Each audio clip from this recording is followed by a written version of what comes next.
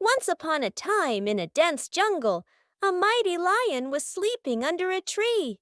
Suddenly, a tiny mouse ran over his paw and accidentally woke him up. The lion roared, "Who dares disturb my sleep?"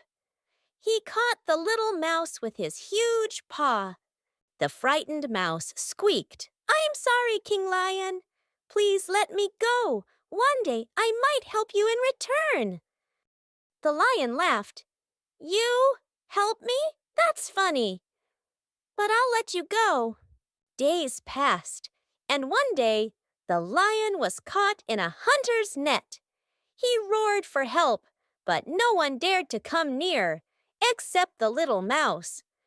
The mouse rushed to help and began nibbling at the ropes.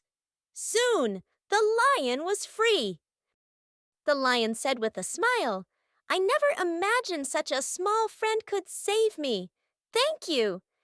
From that day, they became best friends. Moral: never underestimate the power of kindness. Even the smallest friend